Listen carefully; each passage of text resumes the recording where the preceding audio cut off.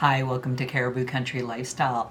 Happy New Year. I hope you had a wonderful holiday season. I did take a bit of time off, probably at least 3 weeks since the last time I've done a video. My apologies, just got wrapped up with the holiday season, have been celebrating with lots of family and friends over the last 3 weeks. I've been struggling trying to make some sourdough.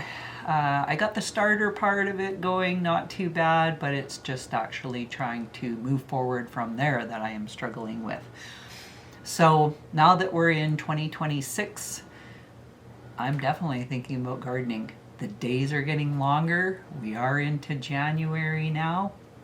But today I just want to talk about what organizing for your gardening 2026 season might look like.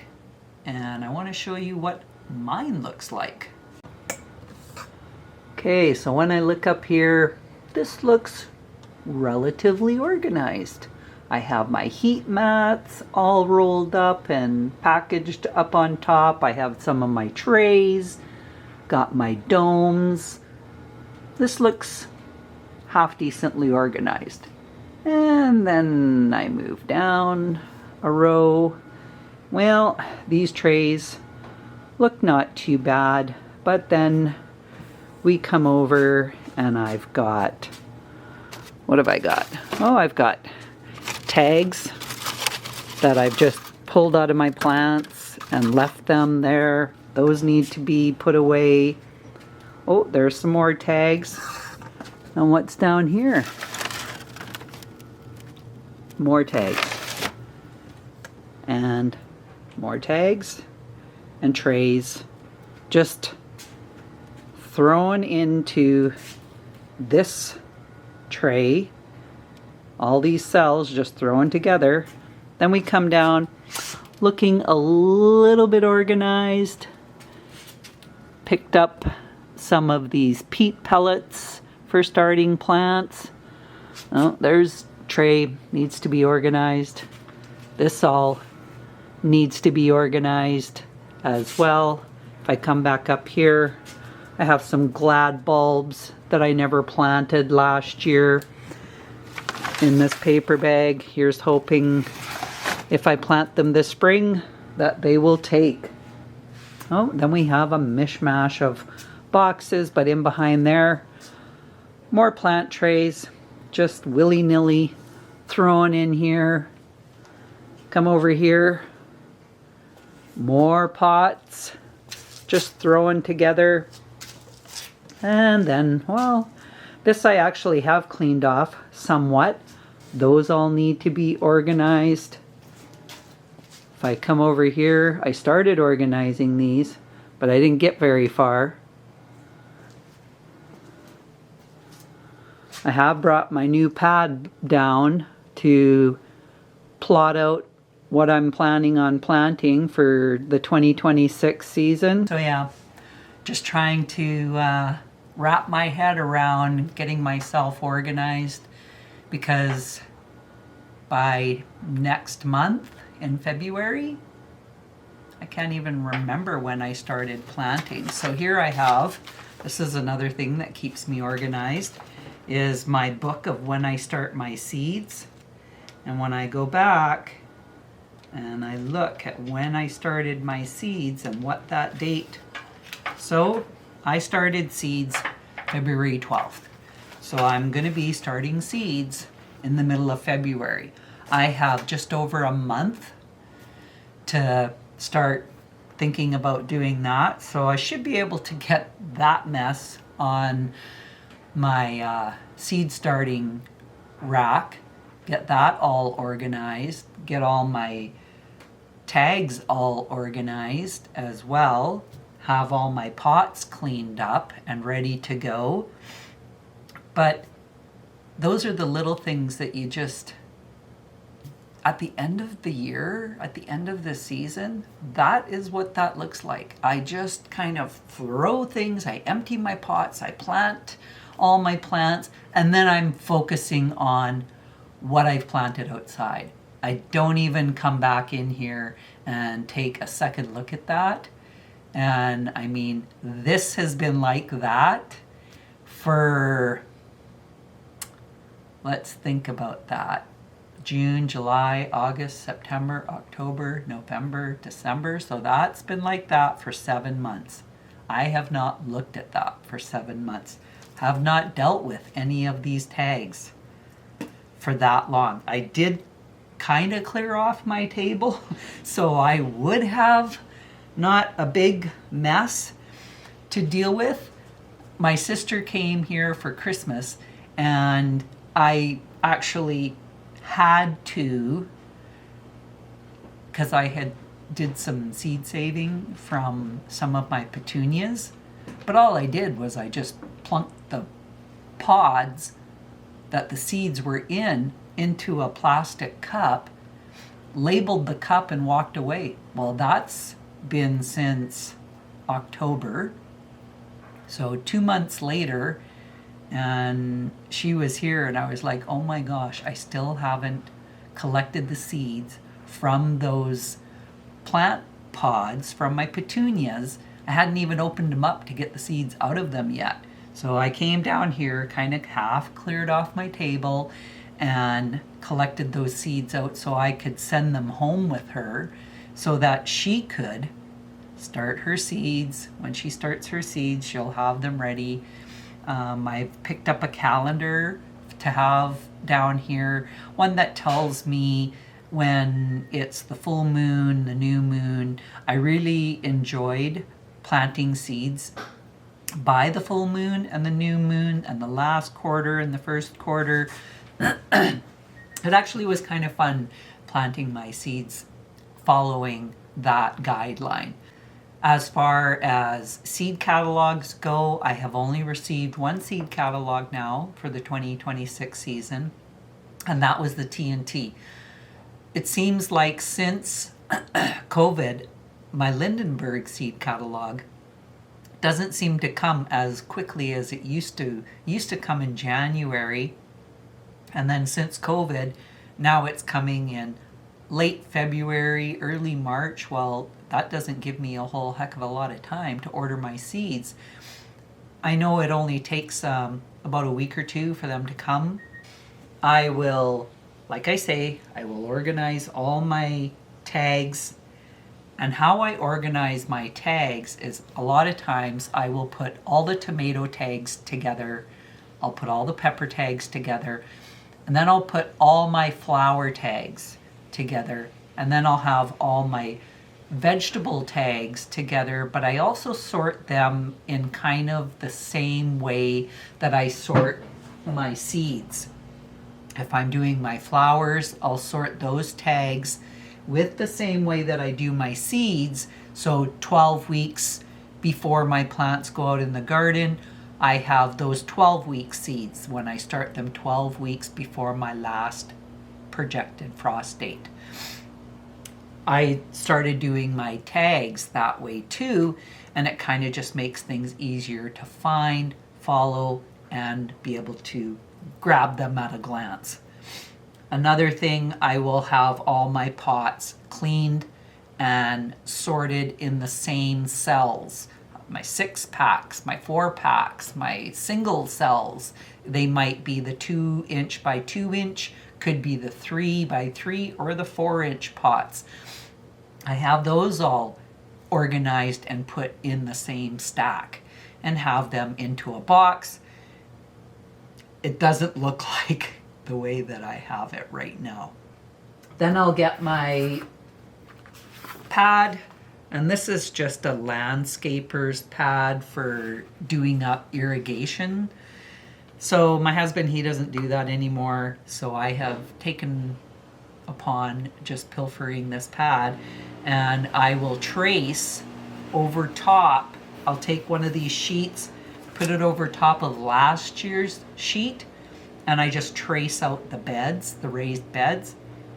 And then I look at what I did last year and where I put everything, and then I kind of change it up and I move things around. And I look at the year before that and maybe the 2 years before that, and think about, well, how did that do in that spot? Well, I really liked how that did in that spot, so I think I'm going to try that again. Or that did terrible in that spot. I'm never putting that there again. What was I thinking?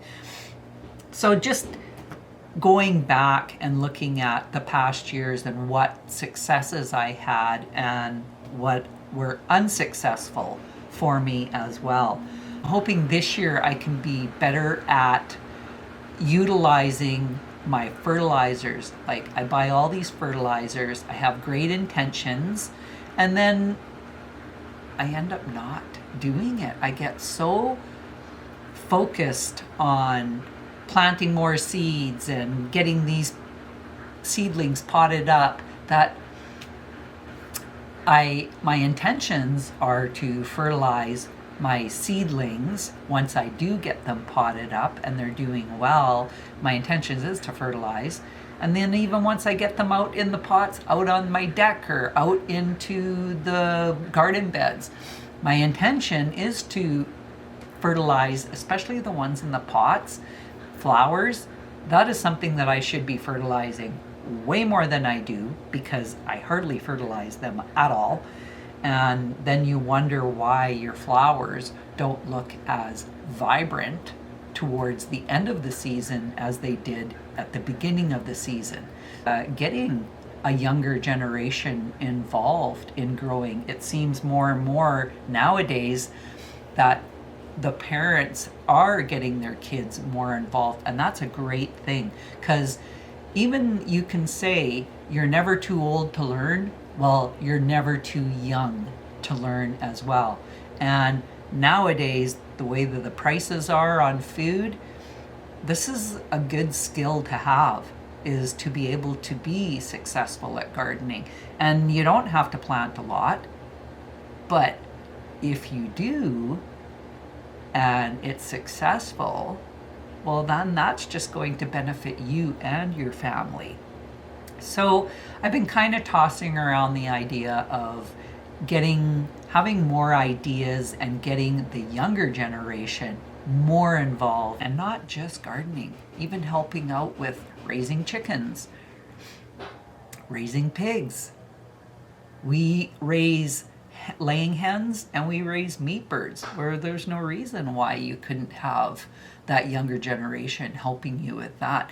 And when I was growing up, my dad was the type of person that didn't really get us involved in gardening, let alone helping out in the yard, because his mentality was, well, if you want something done right, which meant done his way, you did it yourself. So I kind of got my kids involved in gardening. I would get them to help me plant potatoes, and then at the end of the year, I would get them to help me harvest the potatoes.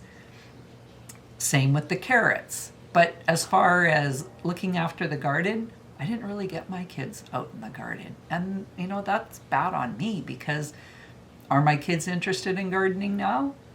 No, not really. And they're adults, and they haven't really done any gardening. And so I feel like I did them a disservice by not getting them involved in the garden. I go to these gardener club meetings, and there are a couple of parents that actually bring their kids to the gardeners club meetings, which is great. I mean, there's no reason.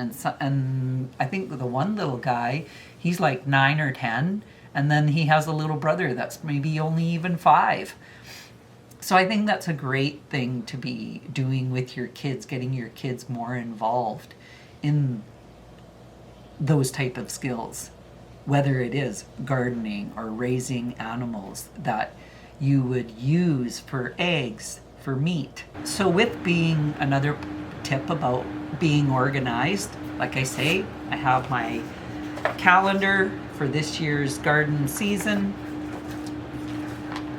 This is my gardening book that I use for taking any type of notes, whether it's about starting certain vegetable seeds, flower seeds, things like information as far as what kind of plants that are going to deter deer from eating your plants. I'll write down any types of notes about that, anything about using different types of fertilizer. This is what I use this book for. This other book, this is for all my notes when I'm starting seeds. So I'll write the date of when I've started the seed, how long it takes for those seeds to germinate, and then I also write in here when I see the seeds have sprouted, and I'll write the date when I've seen the seeds have sprouted. I'll write that date, and then I also write the date of when I've potted the seeds up into a bigger pot. Sometimes, like when I plant my tomatoes, I usually plant 8 or 10 seeds in one pot once they've sprouted, and then once they're at the desired height to up pot them, I write the date as far as when I up potted them into a bigger pot. And then I also keep track of how many weeks that I have until I want to put them out into the garden. Or I'll put in here when I started putting them outside to climatize my plants, hardening them off. I'll write that in here when I started doing that. So the more information that you can write, the better that's going to help you in the future for what worked well for me and what didn't work at all.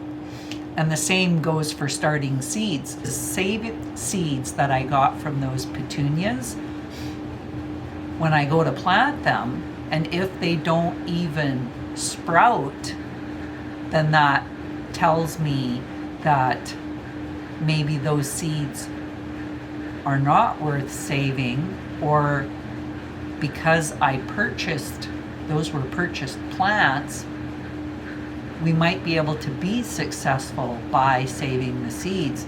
And you're never going to know if you don't try. If they don't work, really, what are you out? You're not out anything, because that didn't cost you anything to save those seeds. But it's better to try than to not try at all. So those are definitely ideas that you want to be making notes of in your books. When I was out at my sister's this last summer, I actually looked through her gardening notes and took notes from her notes of what was successful for her. Now, she lives in a zone 3 as well, same as us, but she lives in Saskatchewan and we live in British Columbia. She actually ends up planting her garden a couple of weeks before I do, but my garden lasts longer in the end of the season than hers does. Like, she ends up getting frost a lot sooner than what we do. Last year, we didn't get our first frost until the 3rd week in October before we actually got our first, and it was a very light frost. We had a few days of a light frost.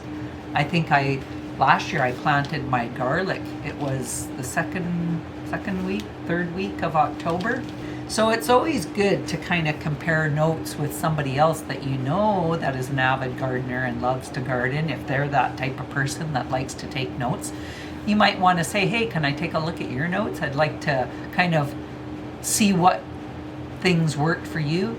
Maybe you also want to know what seeds that they grew, that they found that worked really well. My sister had notes of certain seeds that worked really well for her, so I just copied down what the name of that variety was so that I could try that variety. I was going to give her a bunch of my bean seeds because we're not growing beans anymore. We have taken beans and peas and potatoes out of our diet. We can have sweet potatoes or yams. So I'm going to try growing sweet potatoes again. They don't grow very big. The last time I did sweet potatoes in the garden, that was not this last year, probably 3 years ago. I tried sweet potatoes and I bought the vines. So I want to start growing my own sweet potatoes, which I have started sweet potato vines, I am growing sweet potatoes, but I want to start my own sweet potato vines, which I have done in the past, and I would like to do that again. But I had an article that I saved on how to grow sweet potatoes in the north. So I would like to do that and use that article to help me be able to grow sweet potatoes, because like I said, when I grew them 3 years ago, they grew, but the sweet potatoes themselves, they were like no bigger than my 2 fingers. That was the thickness of them, which is not that big. So it's really hard to peel a sweet potato and think that you're going to get anything out of it, especially when mostly all we make from sweet potatoes is sweet potato fries. So I've been going through my calendar and doing by planting by the phases of the moon.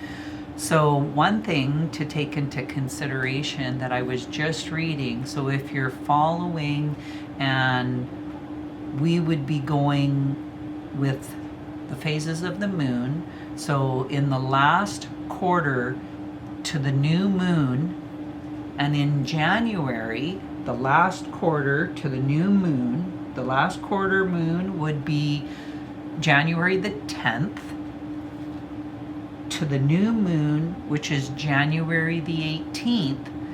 So it's saying that those are the perfect times to do inventory and order seeds, design your garden, which then I would use my pad and I would start plotting out to design my garden. So taking that into consideration, I could take an inventory of my seeds, which I have all my seeds in my photo boxes, and decide which seeds that I'm going to be growing this year and which seeds that I'm not. So that is one of the reasons that you want to be going through your seeds. If you're making a lot of dietary changes, then I'm probably going to end up going, when I start going to the Gardeners Club meetings, I'm just going to take a lot of these open packets of seeds that I was growing, like all my beans and my peas. I'll take them and share them with at the Gardeners Club meeting. Other people will love them and enjoy them, and that's fine by me. Just like I did this last year, where I drew it all out on paper. And even if I just do the boxes and the circles and the fenced area and my U-shaped bed, just draw it out. I don't have to write where everything is going to go, because I can go over that over the course of the next few months as I am planting my seeds. And we might want to look at the full moon to the last quarter. And I wanted to plant my onion seeds in February. So with it here, it's saying the full moon to the last quarter. This is the time for planting any root crops like beets, biennial, bulbs, carrots, onions, perennials.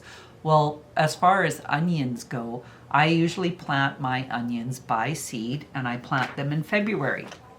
So if I want to start my seeds in February, I would look at starting my seeds between the full moon and the last quarter. Full moon in February is February the 1st to the last quarter, which is February the 9th.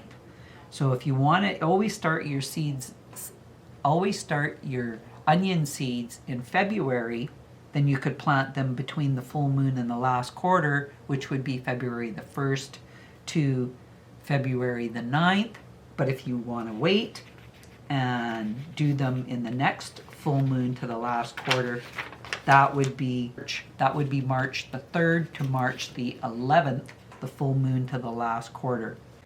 With my onion seeds, I do a bulk planting of them as well, kind of like with my tomatoes, but with tomatoes I only plant 8 to 10 seeds in a little 2 by 2 inch cell pot. And then for the onions, I would plant those in probably a 4 by 4 inch spot, but have it more deeper, just so that the roots have more room to grow in the pot. I don't separate those onion plants until I'm going to plant them in the garden, but I do give them a haircut when I have them growing here in the house. So just a few different things to kind of consider when you're trying to organize. So I just wanted to kind of touch base with you. Sorry I haven't been here in the last few weeks, but like I say, just a little needed rest and relaxation, hanging out with family and friends, and that's never a bad thing. So thanks for joining me, and we'll talk again soon. Happy growing in the 2026 season. Bye for now.